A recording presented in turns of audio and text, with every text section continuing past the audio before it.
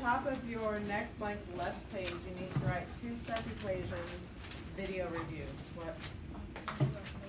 Y'all are absolutely killing me. Absolutely killing me.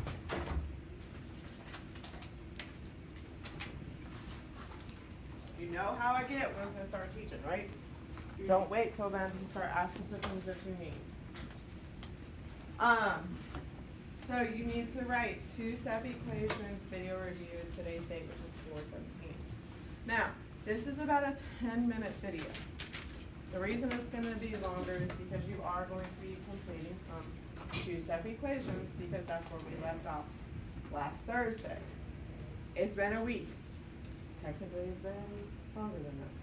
But I don't want to jump right into two-step equations again without having some kind of review.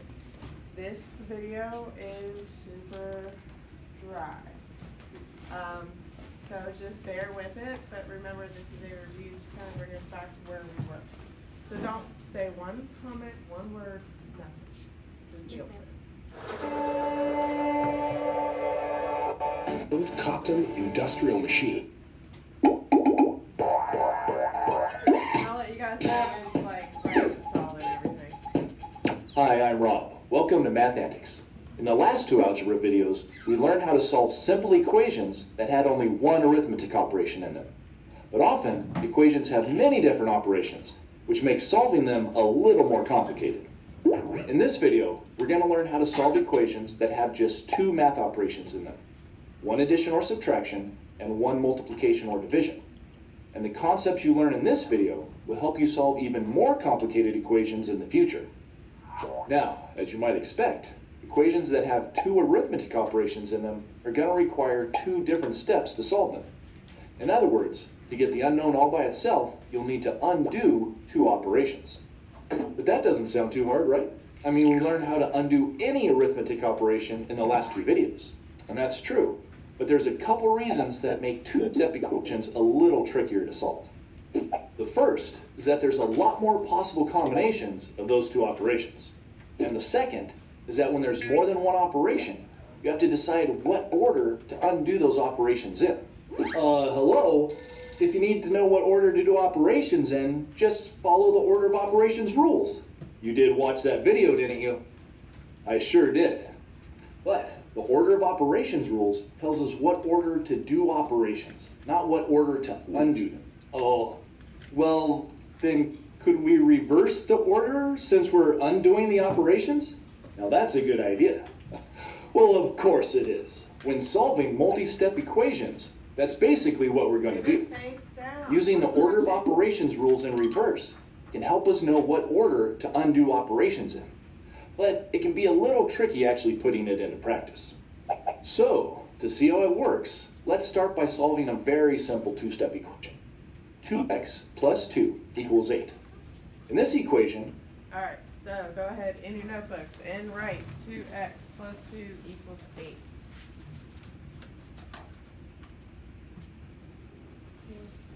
No, just write it.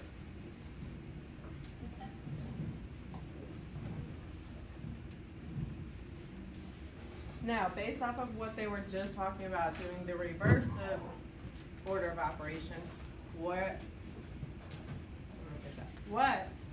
would you do first, or what do you think you would do first here?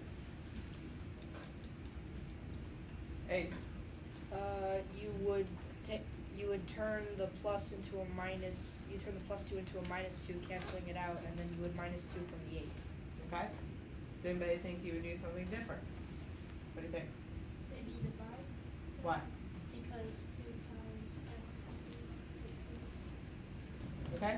So one of us says that possibly doing the opposite of addition, which is subtracting, and one of us says doing the opposite of division, or doing division because it's the opposite of multiplication. So that's where we're refreshing our brains of what to do here.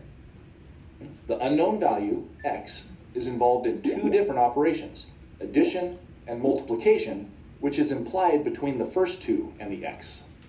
And to undo those two operations, we need to use their inverse operations, subtraction and division. But the question is, which one should we do first?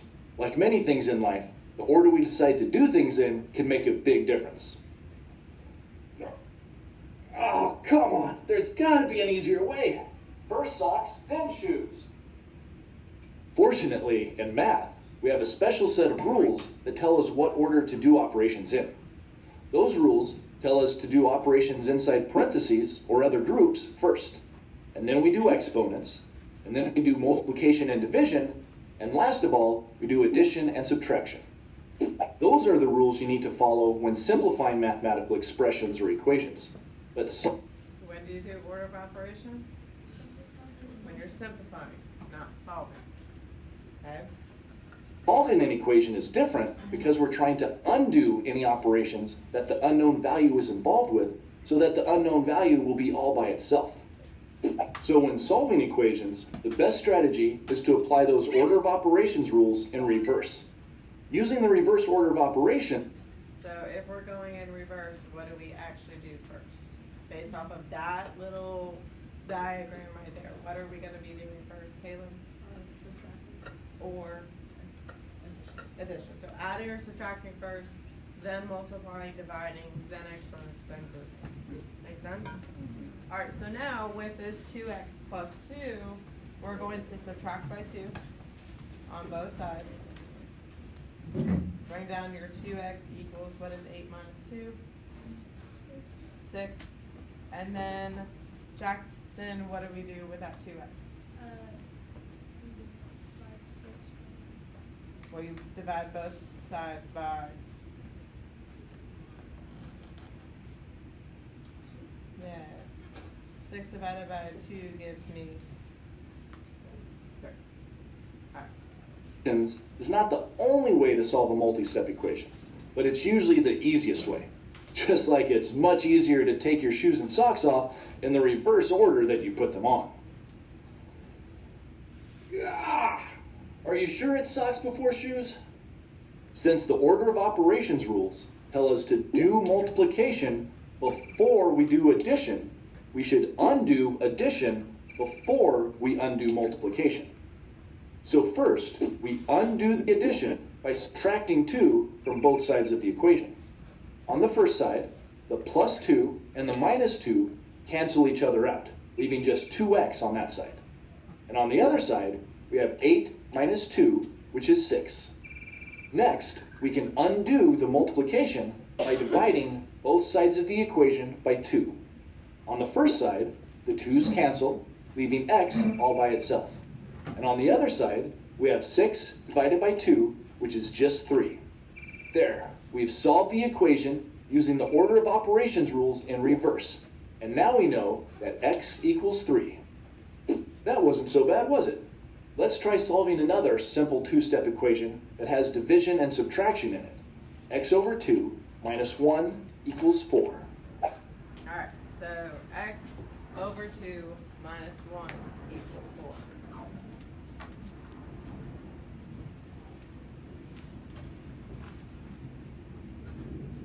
Alright, as a group, go ahead and solve this. Stand up when you're done.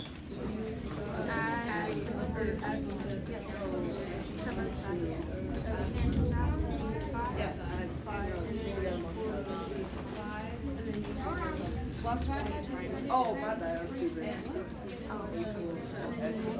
Plus 1 times 2. Basically all you do.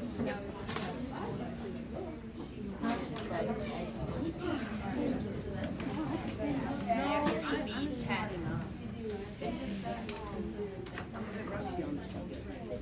should be 10. Am I right or am I right? Yes, you're right. Honestly, this one being right.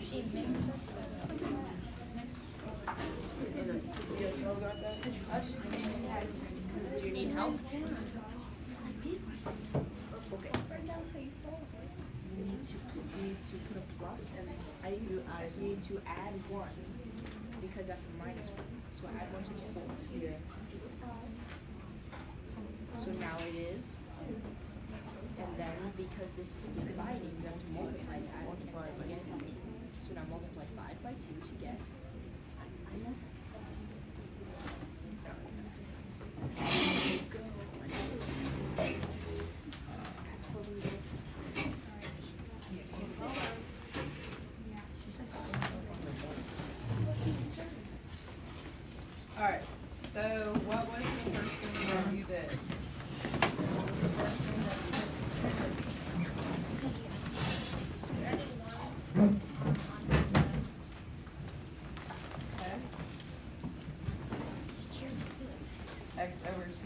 5. And then what?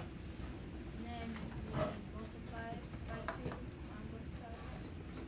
Okay? And got x. Alright, so easy, right. How many of you guys got x equals 10? Again, we're going to apply the order of operations rules in reverse to undo the subtraction and the division operations. Since we would normally do the subtraction last, we're going to undo it first. To undo the subtraction, we add 1 to both sides of the equation. On the first side, the minus 1 and the plus 1 cancel out, leaving just x over 2 on that side. And on the other side, we have 4 plus 1, which is 5. And then, to undo the divided by 2, we need to multiply both sides by 2. On the first side, the 2's cancel, leaving x all by itself. And on the other side, we have 2 times 5, which is 10.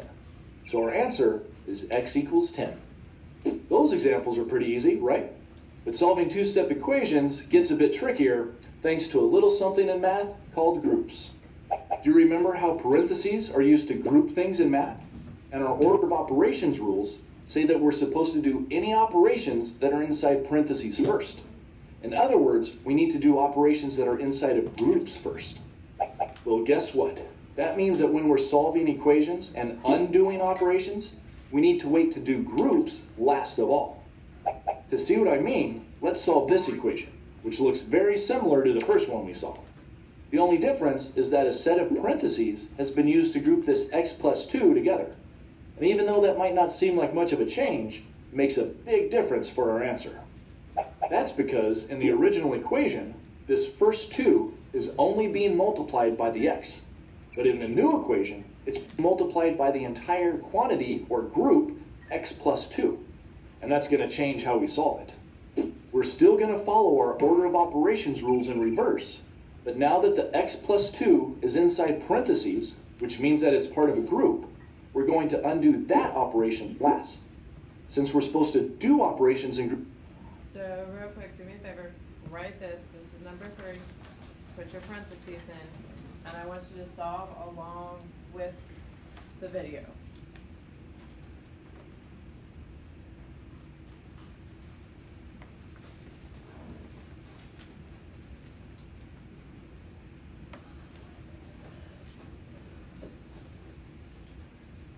Groups first, it means that we're going to undo operations in groups last.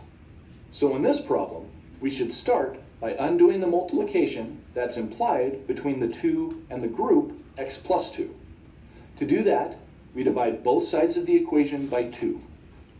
On the first side, the 2 on the top and the 2 on the bottom cancel, leaving the group x plus 2 on that side. And on the other side, we have 8 divided by 2, which is 4.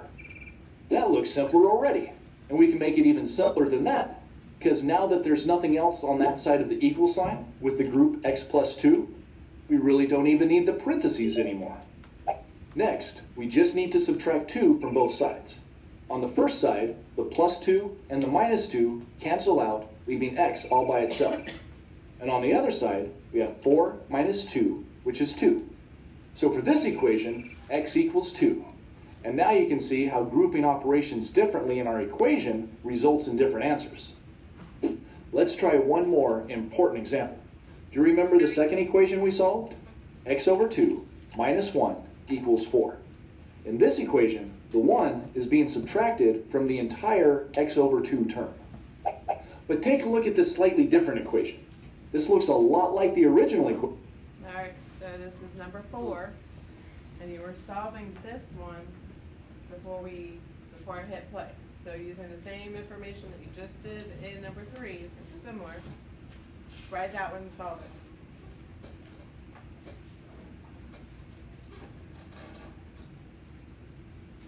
Together, I'm sorry.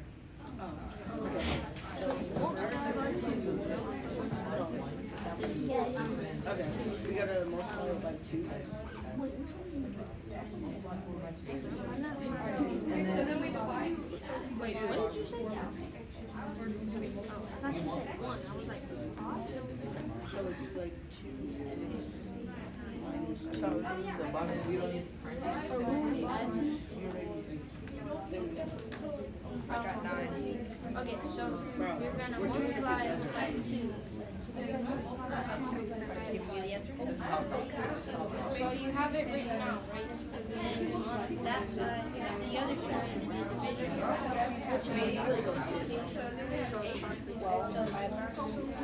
So then you're left with x minus 1.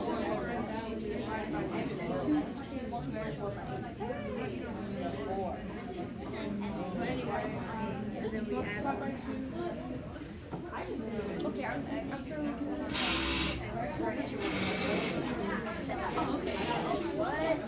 What's a little different?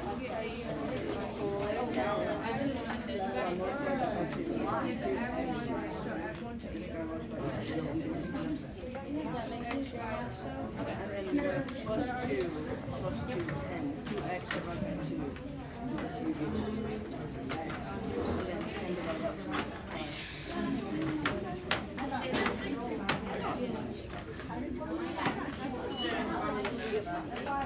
You just do 4 times 2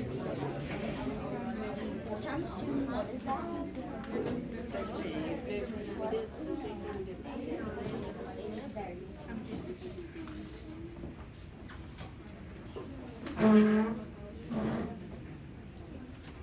Excuse me.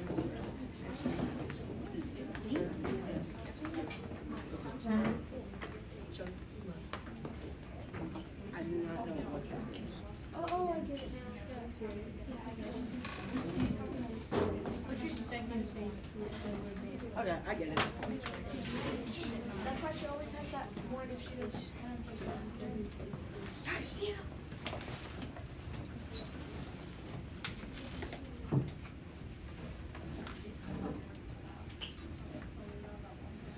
All right.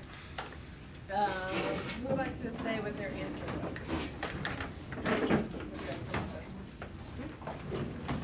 I got 9.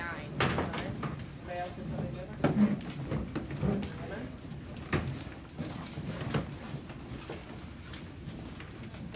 Equation. But now that the 1 is up on top of the fraction line, it's only being subtracted from the x and not the 2. The x minus 1 on top forms a group. Hold on, how can x minus 1 be a group? I don't see any parentheses or brackets around them. Ah, that's a good question. In algebra, the fraction line is used as a way to automatically group things that are above it or things that are below it. For example, in this fancy algebraic expression, everything that's on top of the fraction line forms a group, and everything on the bottom of the line forms another group. Of course, we could put parentheses there if we wanted to make it really clear, but it's not required. Grouping above and below a fraction line is just implied in algebra. Getting back to our new problem, now that we know that the x minus 1 on the top of the fraction line is an implied group, as we learned in our last example, we're going to wait and undo the operation inside that group last. So the first step is to undo the divided by 2 by multiplying both sides of the equation by 2. On the first side, the 2 on the top and the 2 on the bottom will cancel out, leaving just our implied group, x minus 1, on that side. And on the other side, we have 4 times 2, which is 8.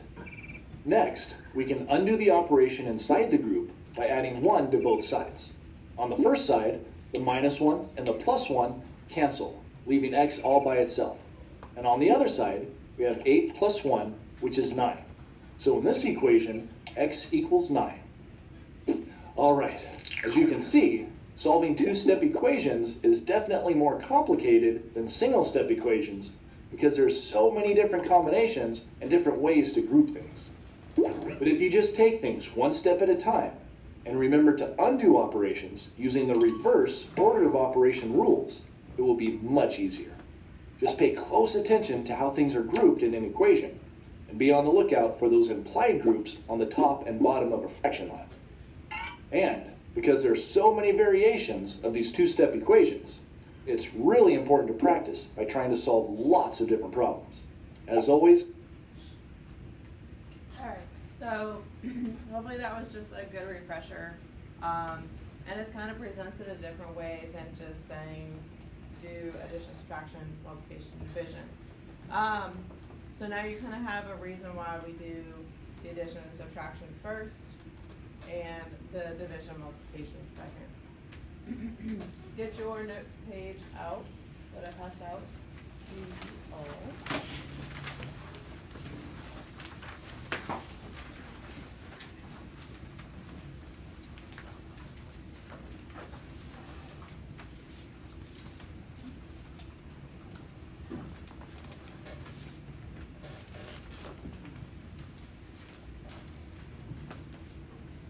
Alright, so today we're going to really be focusing on two-step equations with essentially positive and negative numbers. So in the beginning part of this, we're talking about the rules of how to know what your answer is going to have addition or a positive or a negative number. So when you are adding, if two numbers have the same sign, or two values have the same sign, then you add and use the same sign. So if they're both positive, your answer is going to be a positive. If they're both negative, because you're adding them, your answer is going to be a what? Negative. I'm going to read it again. If the two values have the same sign, so they are this positive or they are both negative. If both of them are positive when you're adding them, your answer is going to be positive. If both of them are negative when you're adding them, They're going to be negative. you'd be surprised. Alright, so we're going to use the same sign. So 6 plus 5 is 11. Negative 6 plus negative 5 is going to be what? Negative 11. Now, if you're adding and the signs are different, I'm gonna try to say this correctly. Then subtract and take the sign of the number with the greatest absolute value. Okay? This should refocus in a second.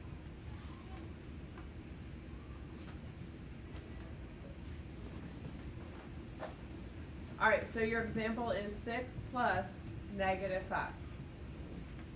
Alright, so the signs are different, so we're going to subtract them. So with the 6 plus negative 5, what are we actually doing? Share mine. You're subtracting 6 from 5. Yes, and you end up with what as your answer? 1. Okay, so now the next one is negative 6 plus 5. So how do we, essentially it's the same rule as the first one, we just have to add one extra bit. So you 6 minus 5, but this time since negative 6 is a greater absolute value, it's negative 1. Yes.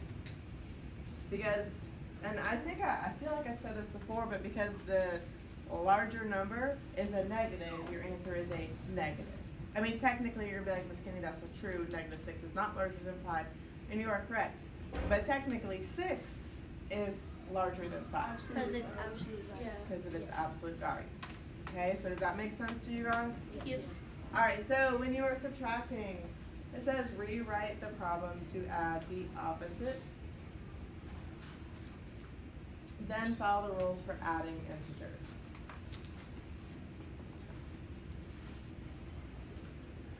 So this one is 6 minus 7, which is going to give us what? Negative 1. Alright, the next one, we have negative 9 minus 11. And I know it's not focusing very well. Negative 9 minus 11. So what are we doing here?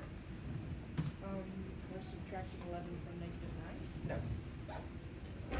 Do they have the same signs?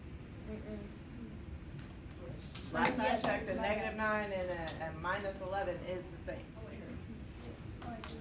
Forgot about that. So then what do we actually do with 9 and 11? You add them, so you get 20, and then they're both a negative, so you have negative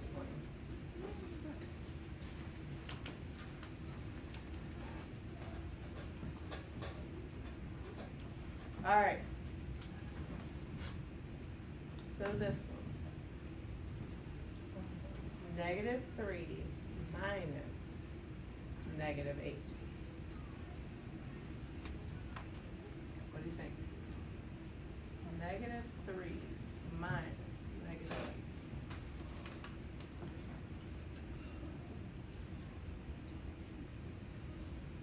Not very many brave souls. Jason, what do you think? It's just a regular positive 5. Why? Because if you're taking away a negative, then you're basically just adding. You're taking away a negative. Like you're more. basically adding, but we're taking, technically, there's 3 negatives in this. There's a negative 3, a negative 8, and a minus sign. If it was just, So how, hold on, how do I know that that minus 8 is becoming a positive? Because just taking away a negative. If you were adding a negative, then it would still be like an actual negative. But since you're taking it away, it's kind of like multiplying a second number. How are we taking away a negative? I know how I'm getting rid of that negative. But by saying taking away a negative, I don't know if that's clear to everybody. Do you guys understand what he means by taking away? No. Yes? I think I know. He's trying to say take away from like smaller to bigger. I know how to explain it.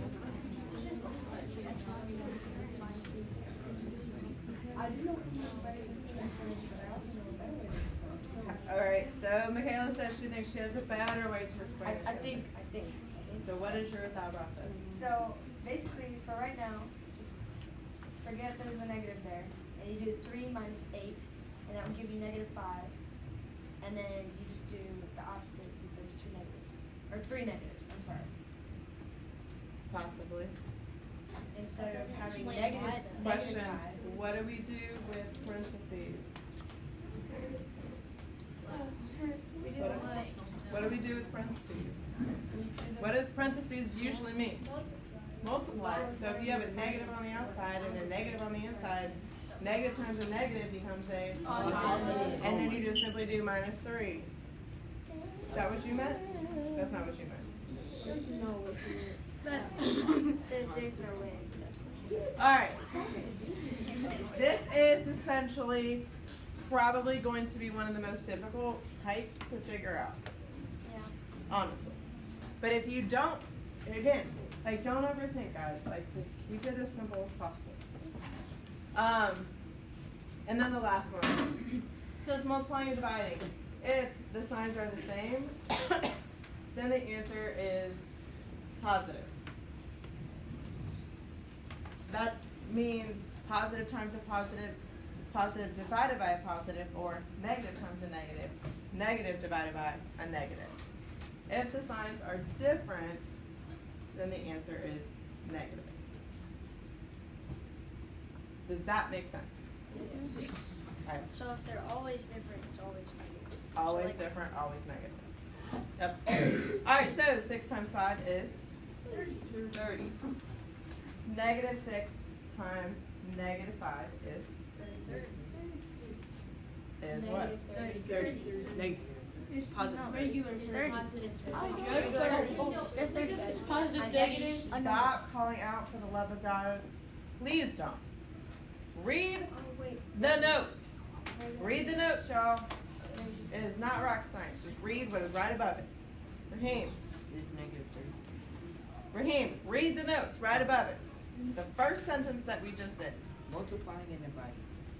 If the signs are the same, then the answer is positive. So, Raheem, negative 5 times negative 6. Are they the same? Yes, ma'am. So then therefore our answer is Negative. no. No. It says right there they're positive. It doesn't matter if they're 2 positive numbers or 2 negative numbers. If your signs are the same, your answer is always going to be a positive. Okay? Now, 6 times negative 5. Are signs the same or are they different? Different. They're different. We have a positive 6 and negative 5. Therefore, our answer is going to be Negative. hurt y'all. Alright, so let's go ahead and go through these next 8 problems right here. So, negative 6 plus negative 19.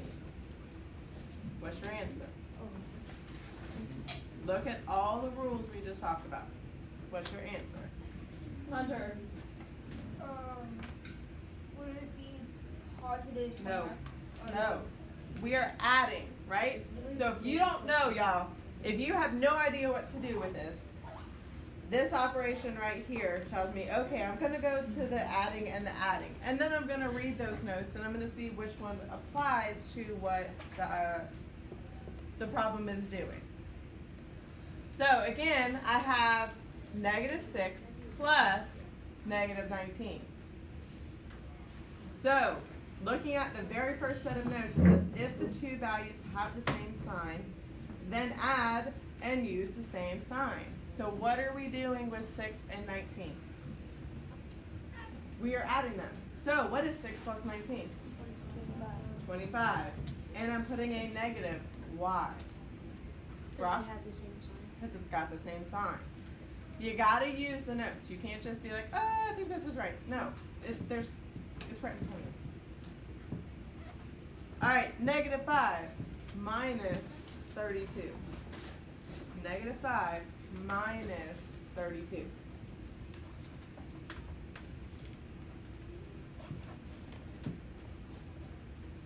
Christian. Yes. Christian, which note should you look at for this one? The subtracting, because ultimately the operation that you're doing inside your original problem is subtraction. All right, the next one is 14 plus -27. 14 plus -27.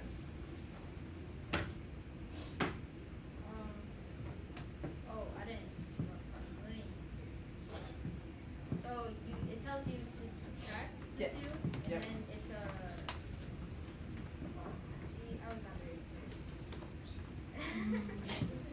Can I pass it on? No. No. So, question.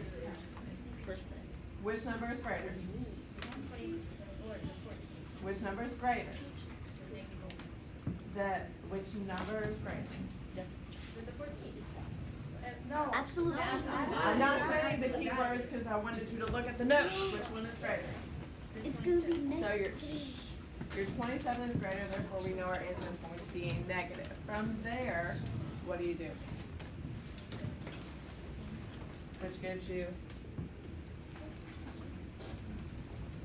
13. So your answer should be -13 for that one. -11 minus 8. What do we got here? -11 minus 8. Ace. -19. -19. -8 times -9. Same signs, thank you. Same signs, which means, and we're multiplying, which means what, Jack? It's gonna be positive. It's going to be positive. So, Jack, what is 8 times 9? 72. Not 70. Oh, I definitely did not hear the 2. All right. I was so confused. I was like, did I get it wrong? I heard 70, my bad. I like it. Alright, so -14 times a +3, are the signs the same or are they different? They're different, so we know that our answer is going to be a negative. From there, what is 14 times 3? 14 times 3. 14 times 3, Mason. 42. So our answer is -42. Alright, the next one is -24 divided by 4. So, are our signs the same or different? So we know our answer is going to be negative. Then what is 24 divided by 4? Ethan? 6. Alright, so our answer is -6. Alright, -35 divided by -7. So if we have a negative and a negative, what is our answer going to be? Positive. Alright, 35 divided by 7. Raheem? 5.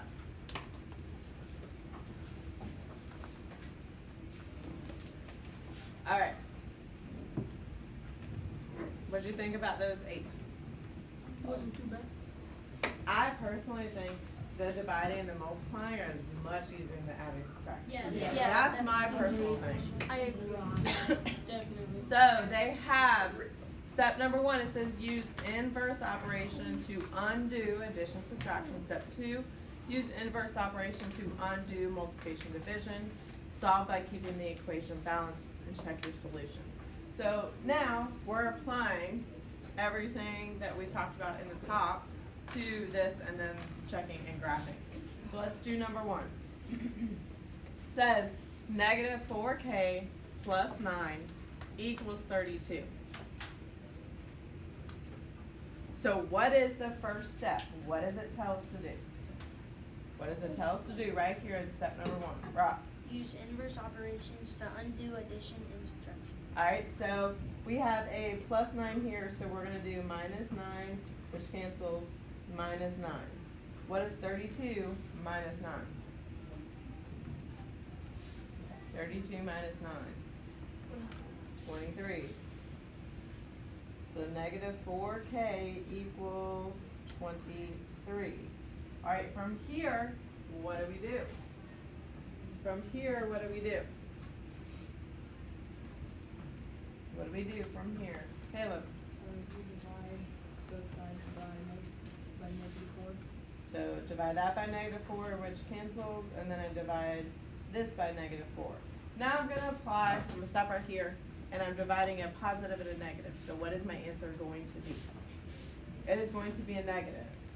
So k equals negative whatever 23 divided by 4 is. So go ahead and solve that problem. Stand up when you have your answer.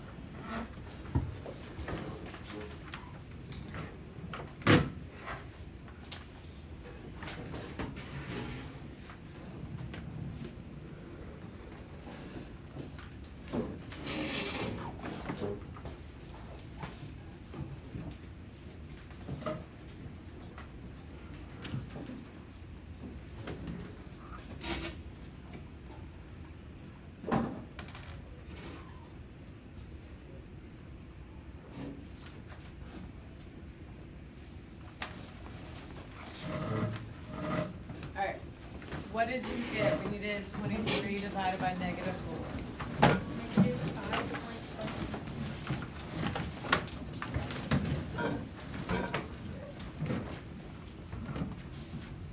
5.7. Alright, and then I want you to go ahead and I want you to plug this back in. And essentially, we're now going to do order of operations. So negative 4 times negative 5 and 75 hundredths gives you a positive what? Yep. And then you just do 23 plus 9 equals 32.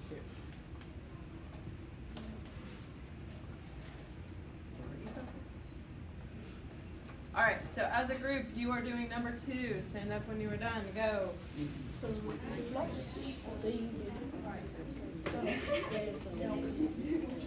And then negative 30 plus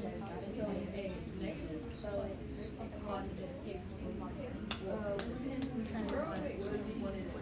so our notes. What is our notes? I'm just trying to find where.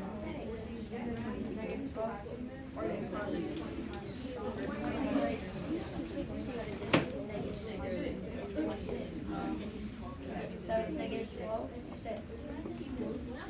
Yes, negative 4. Wait. Right. As the answer? Or what's negative 20 minus 20 negative 6. It's just 6. Negative 6. So I was Negative 6 and then that'll be times 2.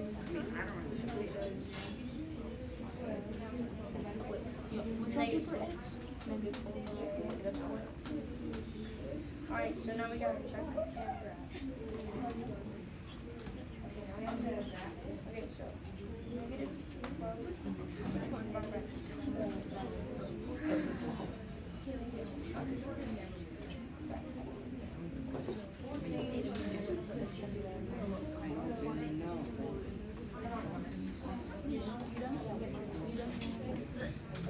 I think you said you done? You want to read it, or you just checking? Yeah, you just checking. Does anybody need help? Yes, me. Help, please. They're like, I am like you. I'm very tired. Most people say that I need Well, you know, literally. I'm not gonna do the work. I'm sure. Oh, you had any What you're going to do, you have to remember what you have to remember. Okay. Now, first, so what's the last thing you're supposed to do in your operation? That's the first thing you're supposed to do. Oh, I see right. Alright, let's go ahead and go over this. Sit down. So it says x divided by 2 minus 14 equals negative 20. What do we have to do first? What do we have to do first? 2 for L.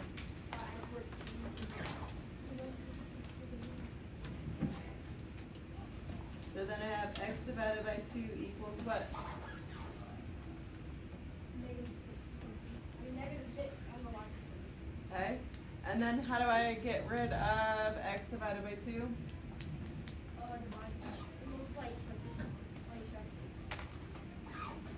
So then I have x equals negative 12. Now I'm going to check.